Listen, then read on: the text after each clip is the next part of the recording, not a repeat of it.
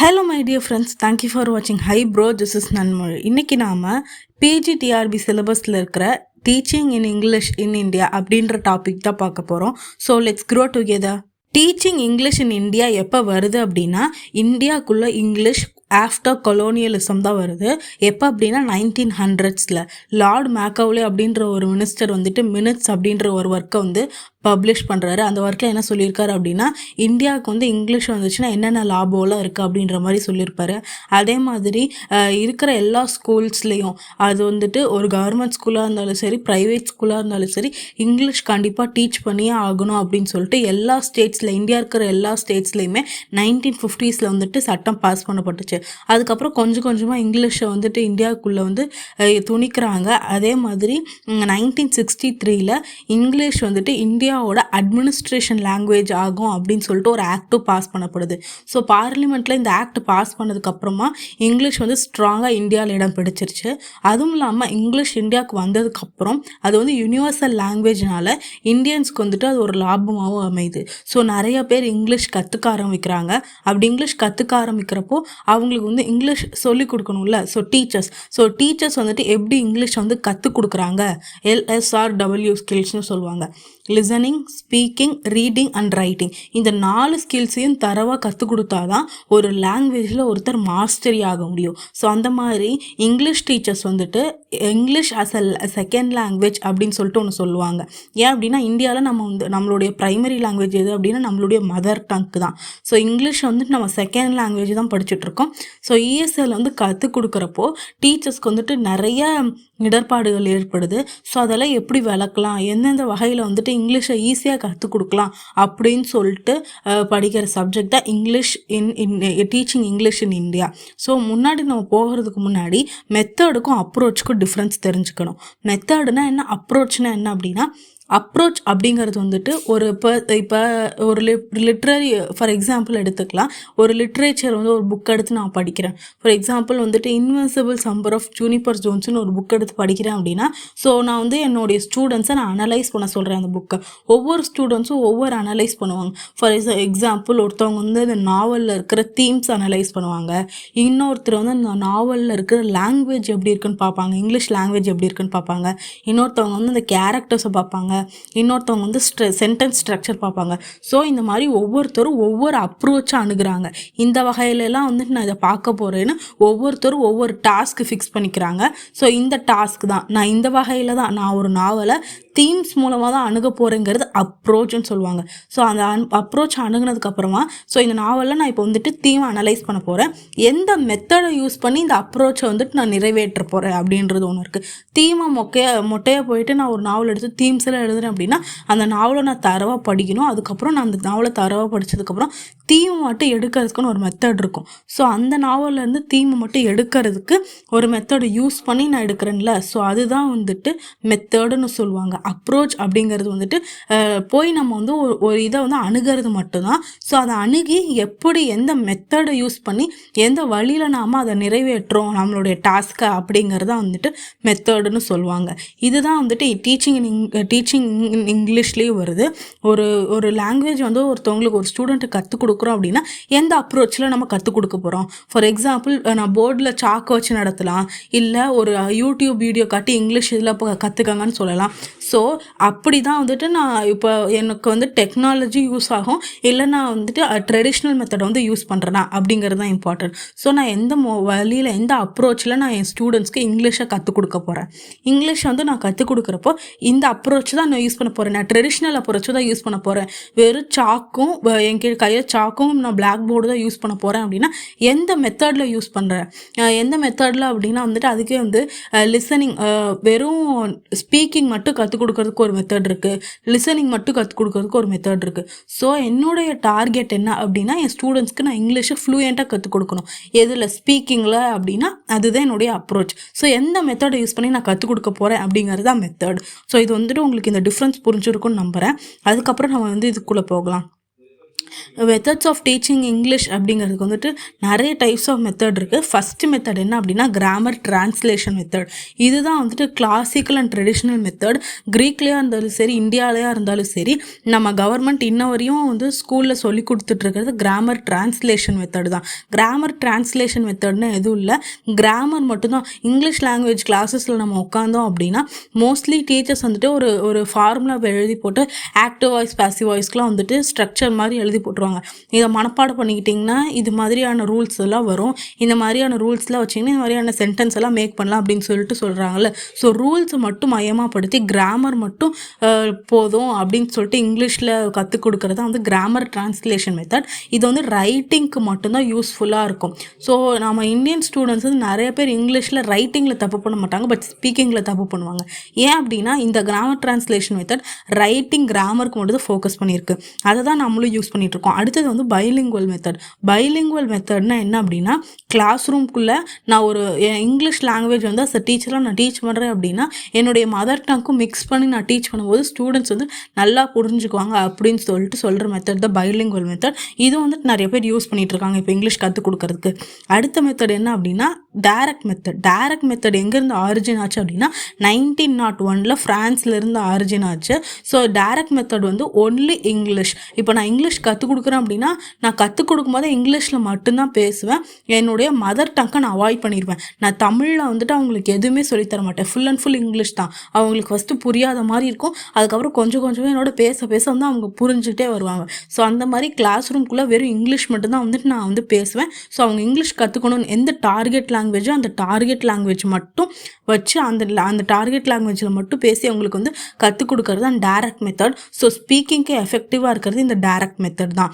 Bilingual மெத்தடுக்கு direct opposite direct method. அடுத்த method என்ன அப்படின்னா டாக்டர் வெஸ்ட் நியூ மெத்தட் அப்படின்னு சொல்லிட்டு ஒன்று வருது. ஸோ டைரக்ட் மெத்தடில் வந்துட்டு நிறைய கன்ஸ்ட்ரெயின்ஸ் இருக்கும். இந்த மாதிரி தான் யூஸ் பண்ணணும், கிளாஸ் ரூம்குள்ளே இங்கிலீஷ் வந்து மட்டும்தான் டீச்சர்ஸ் யூஸ் பண்ணணும், வேறு அதர் லாங்குவேஜ் யூஸ் பண்ணக்கூடாது. பட் வந்துட்டு அந்த லிமிட்டேஷன்ஸில் தகர்த்து கொஞ்சம் ஃப்ரீயாக வந்து லாங்குவேஜ் வந்து கற்றுக் கொடுங்கன்னு சொல்லிட்டு சொல்கிற மெத்தடு தான் வந்துட்டு டாக்டர் வெஸ்டோட நியூ மெத்தடு. ஸோ இது வந்துட்டு யார் பண்ணுறா அப்படின்னா வெஸ்ட் அப்படின்ற ஒரு சார் தான் வந்து இன்ட்ரடியூஸ் பண்ணியிருக்காரு.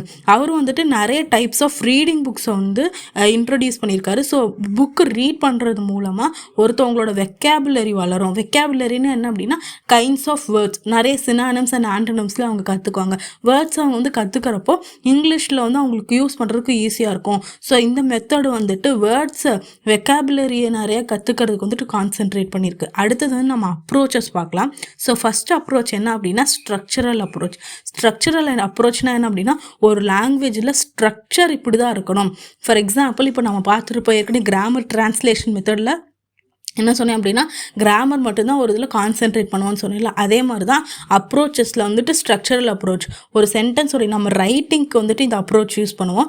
இது வந்துட்டு direct method of structural approach. For example SVO அப்படின்னு சொல்லிட்டு சொன்னோம்னா சப்ஜெக்ட் வேர்ப் ஆப்ஜெக்ட். ஒரு சென்டென்ஸ்னாவே வந்துட்டு இதுதான் ப்ரைமரி ஸ்ட்ரக்சர் அப்படின்னு சொல்லிட்டு நம்ம படிக்கிறோம்ல.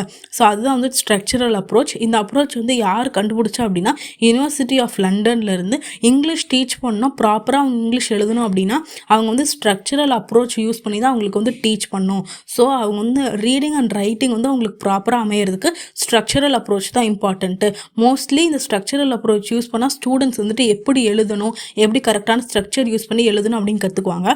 அதுலேயே வந்துட்டு டைப் ஆஃப் ஸ்ட்ரக்சர் இருக்குது. சென்டென்ஸ் பேட்டர்ன் ஸ்ட்ரக்சர் இருக்குது, ஃப்ரேஸ் பேட்டர்ன் ஸ்ட்ரக்சர் இருக்குது, இடியம்ஸ் இருக்குது, அதுக்கப்புறம் ஃபார்முலாஸ் இருக்குது. ஃபார்முலாஸ் நான் சொன்ன மாதிரி ஆக்டிவ் வாய்ஸ் பாசிவ் வாய்ஸு, அதுக்கப்புறம் present tense past tense. So இதுக்கெல்லாம் குறிப்பிட்ட ஃபார்முலாஸ் இருக்குது. அதை யூஸ் பண்ணி தான் நம்ம வந்துட்டு சென்டென்ஸ் வந்து படிப்போம். அடுத்தது வந்துட்டு சிச்சுவேஷனல் அண்ட் ஓரல் அப்ரோச்னு சொல்லுவாங்க. ஸோ சிச்சுவேஷனல் அண்ட் ஓரல் அப்ரோச்னா என்ன அப்படின்னா இந்த மெத்தடில் முக்கியமாக நம்ம பார்க்க வேண்டியது அதுக்கு டைரக்ட் ஆப்போசிட். எதுக்கு டைரக்ட் ஆப்போசிட் அப்படின்னா ஸ்ட்ரக்சரல் அப்ரோச்சுக்கு டைரக்ட் ஆப்போசிட் தான் வந்துட்டு situational and oral approach. Because situational and oral அப்ரோச்சில் நம்ம கம்யூனிகேஷன், ஸ்பீக்கிங்க்கும் லிசனிங்க்கும் ரொம்ப இம்பார்ட்டன்ஸ் கொடுப்போம்.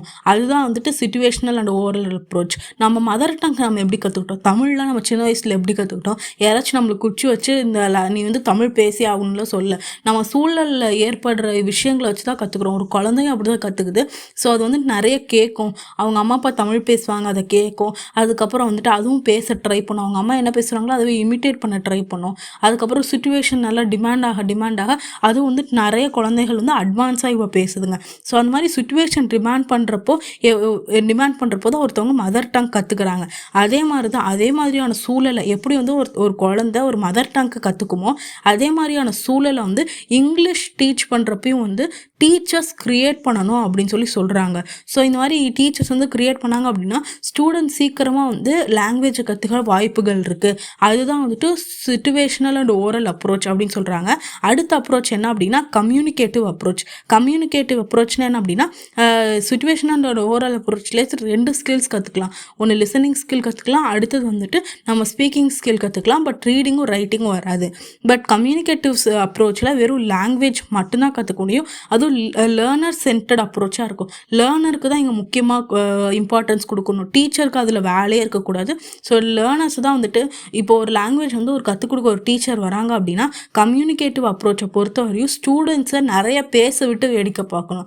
ஸோ அவங்க வந்துட்டு மிஸ்டேக்ஸ் பண்ணாங்கன்னா கூட அவங்க வந்துட்டு தோளில் தட்டி பரவாயில்ல, நீ மிஸ்டேக்ஸ் பண்ணாலும் பரவாயில்ல, பேச அப்படின்னு சொல்லி அவங்கள வந்து கொடுக்கறதா வந்துட்டு லேர்னர் சென்டர்ட் அப்ரோச். அது ஒரு அப்ரோச்.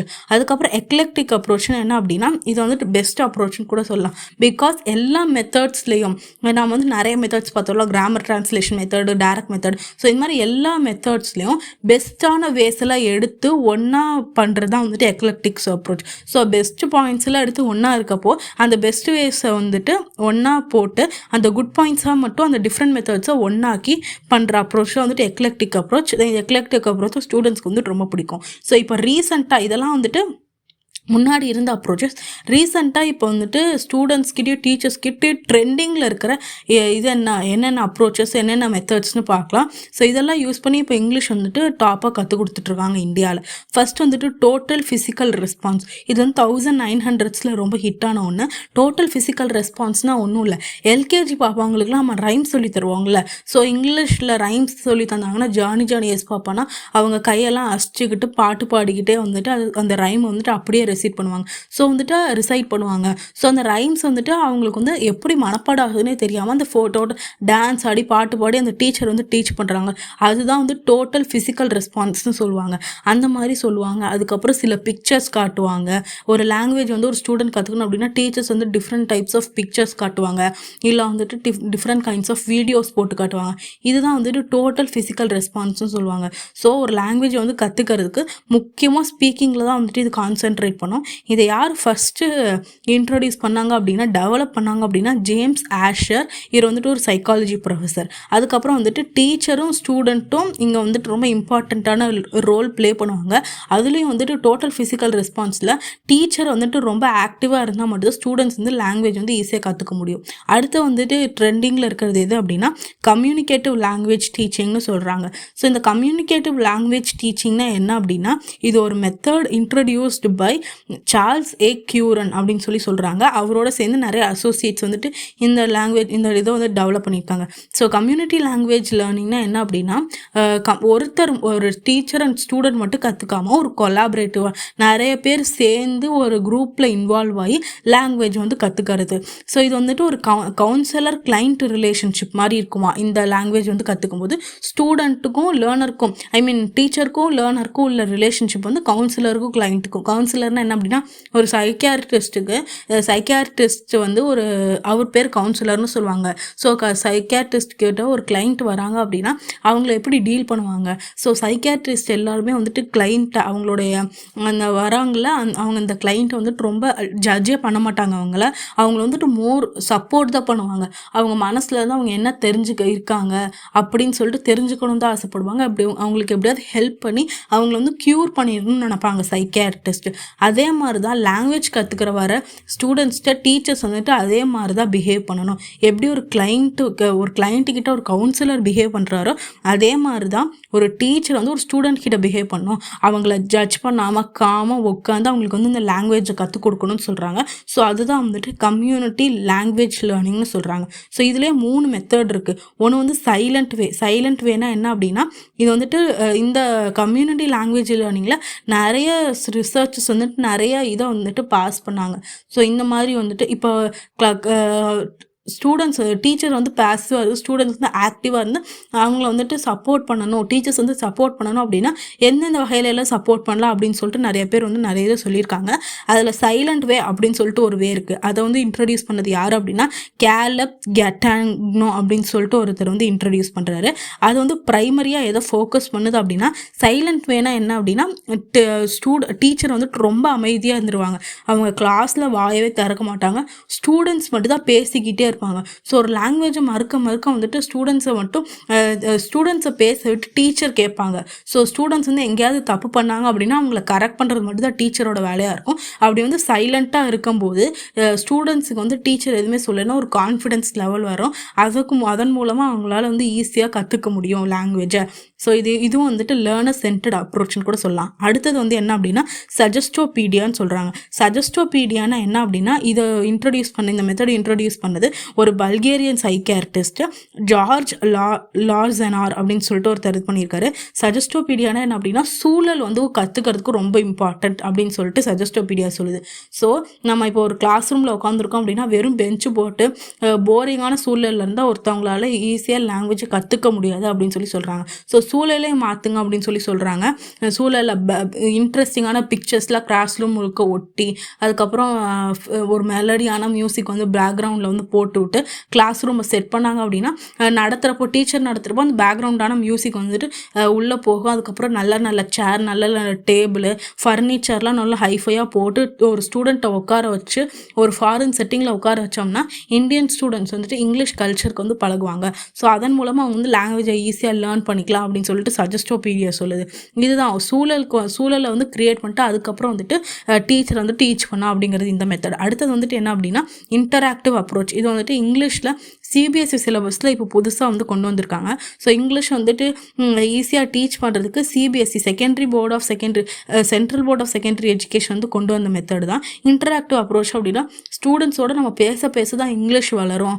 அதனால் ஸ்டூடெண்ட்ஸ் வந்து இங்கிலீஷில் பேச வைக்கணும்னா ரூல்ஸ் போடுங்க. ஸோ எல்லாம் இப்போ இங்கிலீஷ் மீடியம் ஸ்கூல்ஸ்லேயும் சரி இங்கிலீஷில் கண்டிப்பாக பேசி ஆகணும், தமிழ் யூஸ் பண்ணக்கூடாதுன்னு சொல்கிறாங்க. ஸோ அது வந்துட்டு வந்தது இந்த அப்ரோச்னால தான், இன்டராக்டிவ் அப்ரோச்சில் தான். ஸோ ஒருத்தவங்க வந்துட்டு சும்மா அந்த குழந்தைய வந்து இங்கிலீஷ் கற்றுக்கினா மட்டும் போதாது, நம்மளும் வந்துட்டு இங்கிலீஷ் கற்றுக் கொடுக்குற அளவுக்கு வந்து ஏதாவது பண்ணணும்னு சொல்லிட்டு இப்போ வந்து இங்கிலீஷில் தான் வந்து ஒரு குழந்தை வந்து இங்கிலீஷில் தான் பேசணும் அப்படின்னு சொல்லிட்டு ஒரு ரூல் கொண்டு வந்திருக்காங்க.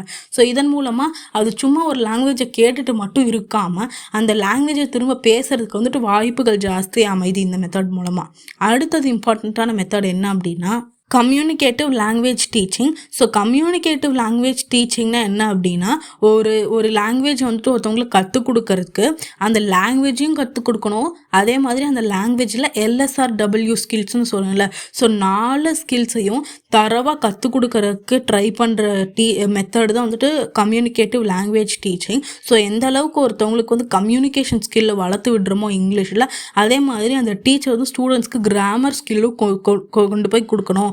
இது வந்துட்டு எதன் மூலமாக கற்றுக்கலாம் அப்படின்னா நேச்சுரல் லாங்குவேஜ் அக்விசிஷன் மூலமாக கற்றுக்கலாம். ஸோ ஒரு ஸ்டூடெண்ட்டை வந்துட்டு இப்போ நம்ம போய் ஒரு லாங்குவேஜ் ஸ்போக்கன் கிளாஸில் உட்காரோம் அப்படின்னா அந்த கிளாஸில் வந்து கம்யூனிகேட்டிவ் லாங்குவேஜ் டீச்சிங் இந்த மெத்தட் யூஸ் பண்ணாங்கன்னா டீச்சர் என்ன பண்ணுவாங்க அப்படின்னா அந்த ஸ்டூடெண்ட்டை வந்து நிறைய அப்சர்வ் பண்ண விடுவாங்க. ஸோ அப்சர்வ் பண்ண விடுறதுனால அந்த ஸ்டூடெண்ட் வந்துட்டு லாங்குவேஜ் வந்து நிறைய கேட்பாங்க, டீச்சர் வந்து நிறைய பேசுவாங்க இங்கிலீஷ்லேயே, நிறைய மூவி கான்டென்ட்ஸ் போடுவாங்க இங்கிலீஷ்லேயே, அதே மாதிரி அந்த சூழலை வந்து ஏற்படுத்துவாங்க. ஸோ நிறைய இங்கிலீஷை கேட்க லிசனிங் பண்ண ஸ்டூடெண்ட்ஸ்க்கும் வந்துட்டு இந்த சென்டென்ஸ் வந்து இப்படி தான் பேசணும், இந்த சென்டென்ஸ் வந்து இப்படி தான் படிக்கணும் அப்படின்னு சொல்லிட்டு நிறைய ரீடிங்கும் நிறைய லிசனிங்கும் வந்து அந்த ஸ்டூடெண்ட்ஸை கொடுத்து அதுக்கப்புறமா தான் ஸ்பீக்கிங்குள்ளே வந்து இன்வால்வ் பண்ணுவாங்க கம்யூனிகேட்டிவ் லாங்குவேஜ் டீச்சிங்கில்.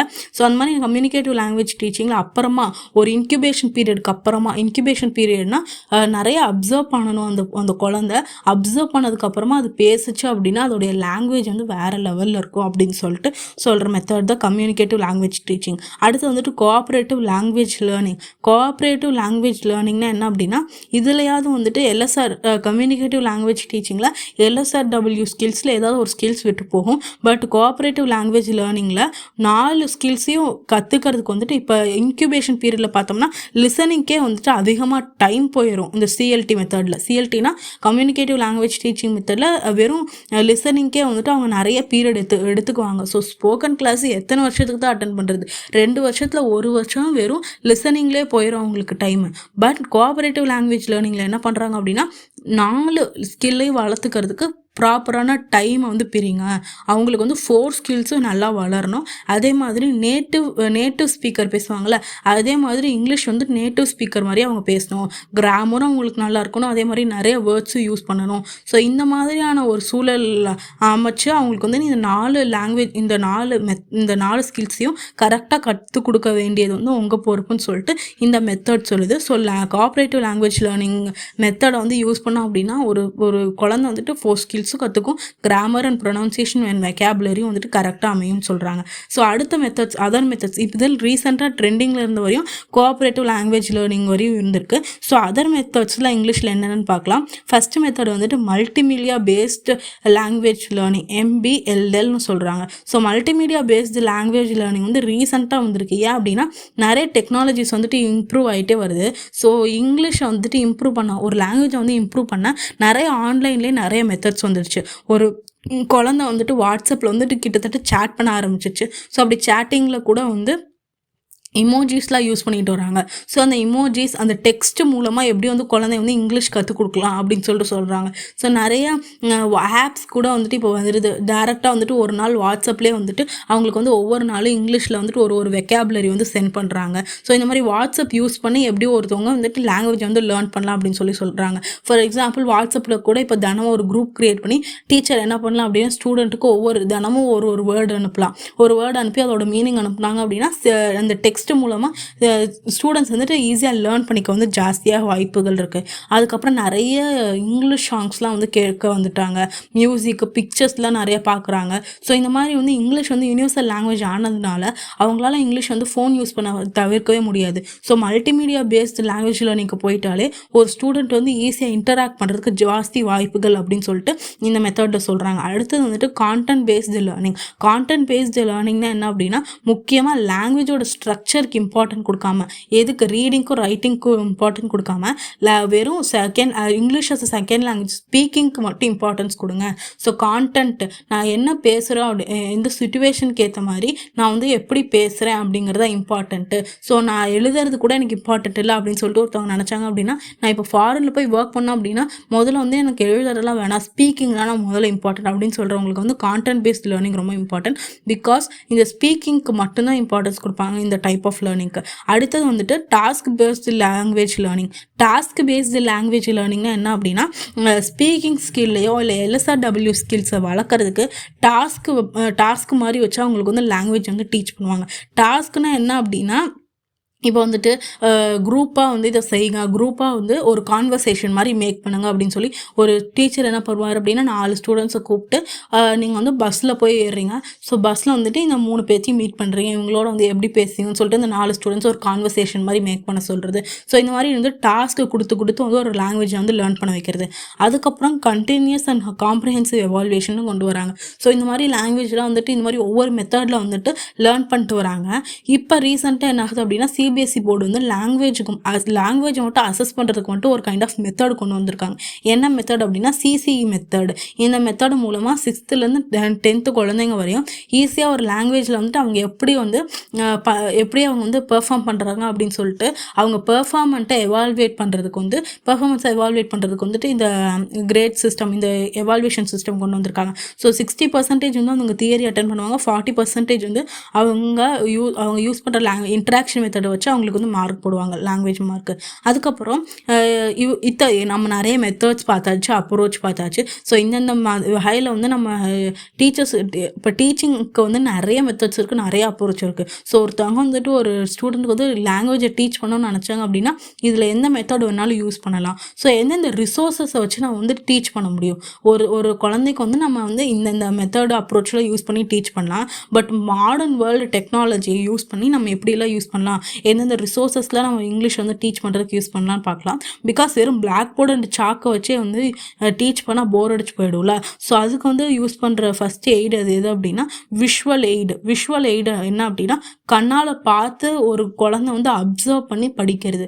ஸோ இப்போ for example A for apple, இந்த எல்கேஜி குழந்தைக்கெலாம் அந்த சின்ன ஒரு இது மாதிரி இருக்கும், குழந்தைங்களுக்குலாம் வெறும் அட்டை மாதிரி இருக்கும். ஏ ஃபார் ஆப்பிள்னா ஆப்பிளோட சிம்பிள் கொடுத்துறப்ப அப்புறம் பெரிய ஆல்ஃபபெட்டையே போட்டிருப்பாங்க. ஸோ அந்த மாதிரி ஃப்ளாஷ் கார்ட்ஸ், பிக்சர்ஸ், சார்ட்ஸ்லாம் காட்டி ஒரு குழந்தைக்கு வந்து விஷுவல் மூலமாக அவங்களுக்கு வந்துட்டு படம் காட்டி அவங்களுக்கு வந்து லாங்குவேஜ் லேர்ன் பண்ண வைக்கிறதுக்கு. அதுக்கப்புறம் வெறும் ஆடியோ மட்டும் போட்டு டேப் ரெக்கார்டரு, ரேடியோ, அதில் வந்து இங்கிலீஷ் அவங்க வந்து கேட்டு அதுக்கப்புறம் வந்து இந்த லாங்குவேஜ் வந்து இம்ப்ரூவ் பண்ணிக்கிறதுக்கு.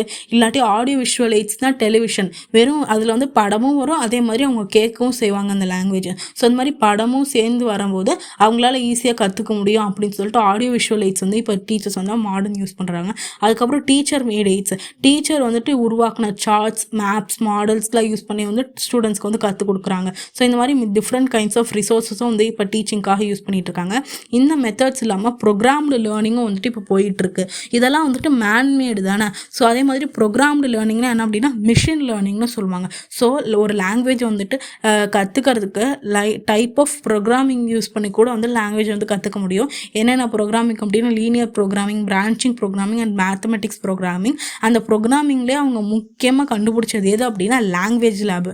ஸோ ஒரு ஸ்டூடெண்ட் வந்து ஒரு இதை கற்றுக்கணும், ஒரு லாங்குவேஜை கற்றுக்கணும் அப்படின்னா லாங்குவேஜ் லேபுன்னு இருக்கும். எல்லா காலேஜஸ்லேயுமே மோஸ்ட்டாக இங்கிலீஷு இல்லை தமிழுக்குன்னு வந்து கண்டிப்பாக லாங்குவேஜ் லேப் இருக்கும். அது வந்துட்டு இங்கிலீஷ் அஸ் செகண்ட் லாங்குவேஜாக கற்றுக்கிற காலேஜஸில் கண்டிப்பாக லாங்குவேஜ் லேப் இருக்கும். எங்கள் காலேஜ்லேயும் இருந்திருக்கு. ஸோ லாங்குவேஜ் லேபில் என்ன அப்படின்னா நிறைய கம்ப்யூட்டர்ஸ் இருக்கும். ஒவ்வொரு ஸ்டூடெண்ட்டும் ஒவ்வொரு கம்ப்யூட்டரில் உட்காந்துட்டு ஒரு ஹெட்ஃபோன்ஸ் மாதிரி மாட்டிக்குவாங்க. ஸோ அந்த இதில் என்ன ஆகும் அப்படின்னா அந்த ஹெட்ஃபோன்ஸில் அவங்களுக்கு வந்து நிறைய கான்வர்சேஷன் வரும். அந்த கான்வர்சேஷனை அவங்களே வந்து ரிப்பீட் பண்ண சொல்லுவாங்க டீச்சர்ஸ். ஸோ அந்த மாதிரி ஒரு லாங்குவேஜ் லேபில் ஸ்டூடெண்ட்ஸ் உட்கார வச்சு அவங்களுக்கு வந்து ஆடியோ அண்ட் வீடியோலாம் போட்டுக்கிட்டு லாங்குவேஜ் வந்து லேர்ன் பண்ண வைப்பாங்க. அதுதான் வந்துட்டு லாங்குவேஜ் லேபு. ஸோ இதுலேயே வந்துட்டு டைப்ஸ் ஆஃப் லாங்குவேஜ் லேப்ஸ் இருக்குது. லேட்டஸ்ட் லாங்குவேஜ் லேப்ஸில் வந்துட்டு மோஸ்ட்லி கம்ப்யூட்டரைஸ்டாக இருக்குது. அதுக்கப்புறம் வெறும் ஆடியோ மட்டும் கொண்ட லாங்குவேஜ் லேப் இருக்குது, வெறும் வீடியோ மட்டும் கொண்ட லாங்குவேஜ் லேப் இருக்குது. Mostly computerised assistant language learning வந்து இப்போ இந்தியாவில் அதிகமான காலேஜஸில் வந்து அவைலபிளாக இருக்குன்னு தான் சொல்லணும். ஸோ அடுத்தது வந்து இப்போ லாங்குவேஜ் வந்துட்டு இந்தந்த மெத்தட்ஸ்லாம் யூஸ் பண்ணி டீச் பண்ணலாம். அதுக்கப்புறம் எந்தெந்த ரிசோர்ஸஸ்லாம் லாங்குவேஜ் வந்து லேர்ன் பண்ணுறதுக்கு வந்துட்டு இல்லை டீச்சர் வந்துட்டு யூஸ் பண்ணலாம் அப்படின்னு சொல்லிட்டாங்க. ஸோ எந்தெந்த ஆஸ்பெக்ட்லாம் ஒரு இங்கிலீஷ் வந்து டீச் பண்ணணும் அப்படின்னா 4 ஆஸ்பெக்ட்ஸ் ரொம்ப important. Semantic aspect, phonetic aspect, graphic aspect, ஃபொனட்டிக்கம் கிராஃபிக். ஸோ செமாண்டிக்னா ஒன்றும் இல்லை, நம்ம லாங்குவேஜ் சென்டென்ஸோடைய மீனிங்கை வந்து இது பண்ணிக்கிறது தான் வந்துட்டு இது சென்டென்ஸோடைய லாங்குவேஜ் மீனிங்கை அண்டர்ஸ்டாண்ட் பண்ணிக்கிறது தான் வந்து செமாண்டிக் லேர்னிங்னு சொல்லுவாங்க. இதுனா வந்து ரீடிங் மூலமும் இதை வந்துட்டு நம்மளால் அக்வயர் பண்ண முடியும் செமாண்டிக் லாங்குவேஜ். இந்த வார்த்தையில் ஃபார் எக்ஸாம்பிள் ஒரு வார்த்தை எடுத்துக்கிட்டோம் அப்படின்னா அந்த ஒரு வார்த்தைக்கு பல மீனிங் இருக்கும். க்ரையிங்னா வந்துட்டு சில இடத்துல வந்துட்டு அழுகிற மாதிரி வரும், சில இடத்துல கதற மாதிரி வார்த்தைகள் அந்த சென்டென்ஸ்க்கு ஏற்ற மாதிரி மீனிங் வரும். ஸோ அதெல்லாம் வந்துட்டு இங்கிலீஷில் டீச்சர் வந்து டீச் பண்ணும்போது டிஃப்ரெண்ட் கைண்ட்ஸ் ஆஃப் வெக்காபுலரி எந்த டிஃப்ரெண்ட் கைண்ட்ஸ் ஆஃப் ஃபேஸில் யூஸ் பண்ணலாம் ஒரு சென்டென்ஸில் அப்படின்னு சொல்லிட்டு கற்றுக் கொடுக்கறது வந்து செமாண்டிக் லாங்குவேஜ். ஸோ அதுக்கப்புறம் ஃபொனட்டிக்கும் கற்றுக் கொடுக்கணும். ஃபொனட்டிக்னா வந்துட்டு இங்கிலீஷ் லாங்குவேஜ் ஸ்பீக்கர், இப்போ இங்கிலீஷ் வந்துட்டு அந்த ஸ்பீக்கர் வந்து பேசுகிறாங்க அப்படின்னா நேட்டிவ் ஸ்பீக்கர் மாதிரி வந்து அவங்க சவுண்ட் பண்ணணும். ஸோ ஃபொனாட்டிக் டைப்லேயும் வந்துட்டு அவங்க வந்து அழகாக பேசுறதுக்கு கற்றுக் கொடுக்கணும். அதுக்கப்புறம் வந்துட்டு கிராஃபிக் டைப்னா என்ன அப்படின்னா ரைட்டிங் ரிலேட்டடாக வர்றது. ரைட்டிங் ரிலேட்டடாக என்ன அப்படின்னா கிராஃபிக் டைப்னா இந்த கிராமர் இந்த டைம் இந்த ரூல்ஸை யூஸ் யூஸ் பண்ணி எழுது, இந்த ரூல்ஸை யூஸ் பண்ணி கரெக்டாக சென்டென்ஸை ஸ்ட்ரக்சர் பண்ண அப்படின்னு சொல்லிட்டு ஒரு டீச்சர் ஸ்டூடெண்ட்ஸ்க்கு வந்துட்டு கிராமரும் வந்து கரெக்டாக கற்றுக்கணும். ஃபார் எக்ஸாம்பிள் ஒரு சென்டென்ஸ் எழுதுறோம் அப்படின்னா ஓஎஸ்சி பேட்டர்னில் இல்லாமல் எஸ்ஓவி பேட்டர்னில் கரெக்டாக எழுது அப்படின்னு சொல்லிட்டு டீச்சர் வந்து கற்றுக் கொடுக்கணும். அதுக்கப்புறம் ஃபொனட்டிக் கிராஃபிக்னா என்ன அப்படின்னா டீலிங் வித் ரீடிங். ஸோ சவுண்ட்ஸை வச்சுட்டு ஃபார் எக்ஸாம்பிள் நியூஸ் ரீடர்லாம் பார்த்துருப்பீங்க. இந்தியன் நியூஸ் ரீடர்லேயே வந்துட்டு பிபிசி நியூஸ் ரீடர்ஸ் மாதிரி நியூஸ் ரீட் பண்ணுவாங்க. ஏன் அப்படின்னா அவங்க லாங்குவேஜ் வந்து ரீட் பண்ணுறதுக்கு அந்த இன்டோனேஷன், ஸ்ட்ரெஸ்ஸு இதெல்லாம் கரெக்டாக அவங்க அக்வயர் பண்ணிக்கிட்டாங்க. ஒரு வார்த்தையை எப்படி ப்ரொனவுன்ஸ் பண்ணணும்னு ஈஸியாக கற்றுக்கிட்டாங்க அப்படிங்கிறதுனால மட்டும்தான் அவங்களால வந்துட்டு இங்கிலீஷ் நியூஸ் ரீடராகவே ஆக முடியுது. அதெல்லாம் வந்து டீச்சரோட பொறுப்பு தான். ஸோ அவங்க தான் வந்து கரெக்டாக ஸ்டூடெண்ட்ஸ்க்கு வந்துட்டு ஃபொனட்டிக் கிராஃபிக்லாம் வந்து கற்றுக் கொடுக்கணும்னு சொல்கிறாங்க. ஸோ லாஸ்ட்டு நம்ம பார்க்க போகிறது என்ன அப்படின்னா 4 objects to teach and learn English. இப்போ வந்துட்டு நம்ம பார்த்தது ஆஸ்பெக்ட்ஸ் ஆஃப் டீச்சிங் இங்கிலீஷ். இந்த ஆஸ்பெக்ட்லாம் என்னென்ன அப்படின்னா LSRW ஸ்கில்ஸ் தான் வந்துட்டு நம்ம பார்த்தோம். செமான்டிக்ஸ், ஃபொனட்டிக்ஸ், கிராஃபிக், ஃபொனட்டிக்கம் கிராஃபிக் இது 4மே வந்துட்டு ஒரு ஸ்டூடெண்ட்டுக்கு வந்து டீச்சர் வந்து கற்றுக் கொடுக்கணும். But 4 objects to teach and learn இங்கிலீஷில் ஒரு ஸ்டூடெண்ட் வந்துட்டு ஒரு லாங்குவேஜை இப்போ இங்கிலீஷ் வந்து அவங்களால பேசவும் முடியணும், அதே மாதிரி அவங்களால கேட்கவும் முடியணும், அதே மாதிரி அவங்களால எழுதவும் முடியணும். ஸோ இங்கிலீஷ் லாங்குவேஜை ஒரு டீச்சர் வந்து எழுத, படிக்க, பேச, அதுக்கப்புறம் வாசிக்க இந்த 4த்துக்குமே வந்துட்டு டீச்சர் வந்து ஸ்டூடெண்ட்டை ரெடி பண்ணி விடணும். இதுதான் 4 objectives to teach and learn English. So I hope you like this video. உங்களோட ஃப்ரெண்ட்ஸோட ஷேர் பண்ணுங்கள், நம்ம சேனல் சப்ஸ்கிரைப் பண்ணுங்கள். Thank you for 500 subscribers guys. Thank you so much. Bye.